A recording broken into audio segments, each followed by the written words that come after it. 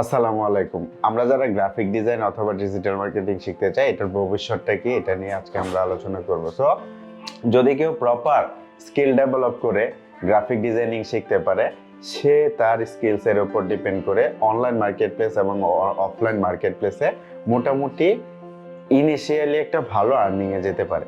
So এই যে graphic designing আমরা শিখবো, শিখে একটা আর্নিংয়ে যাব, আমাদের কতটুকু শ্রম অথবা কতটুকু সময় ব্যয় করতে হবে। তো আপনি মোটামুটি 3 থেকে 6 মাস যদি গ্রাফিক ডিজাইনিংটা ঠিক মতো ট্রাই করেন, খুব ভালোভাবে প্র্যাকটিস করেন, ডেফিনেটলি আপনি এই জায়গা থেকে ভালো একটা আউটপুট বের করতে পারবেন। সো আপনার কাছে যদি খুব ভালো একটা পোর্টফোলিও ক্রিয়েট করে ফেলতে পারেন, ডেফিনেটলি আপনি এই পোর্টফোলিওর মাধ্যমে অনলাইন এবং অফলাইন মার্কেট প্লেসগুলিতে আপনি কাজ করতে পারেন। ধরেন আপনি ফাইবার, আপওয়ার্ক, ফ্রিল্যান্সার.com, জবেল, টকটাল, এই টাইপের যে মার্কেট প্লেসগুলি আছে, এই মার্কেট প্লেসগুলির থেকে আপনি আর্ন করতে পারেন। আপনি চাইলে লোকাল মার্কেট প্লেসে আপনি কাজ করতে পারেন, আপনি চাইলে কোনো না কোনো একটা লোকাল কোম্পানিতে আপনি জব করতে পারেন। সো এইভাবে করে আমরা এই মার্কেট প্লেসগুলির থেকে আমরা অথবা লোকাল মার্কেট প্লেস থেকে আমরা আর্ন করতে পারি।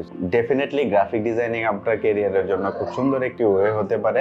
সো আমরা যদি এই স্কিলসগুলি নিয়ে নিতে পারি, আমি মনে করি আপনার কখনো বেকার থাকতে হবে না, বসে থাকতে হবে না। সো আজকে এই পর্যন্তই।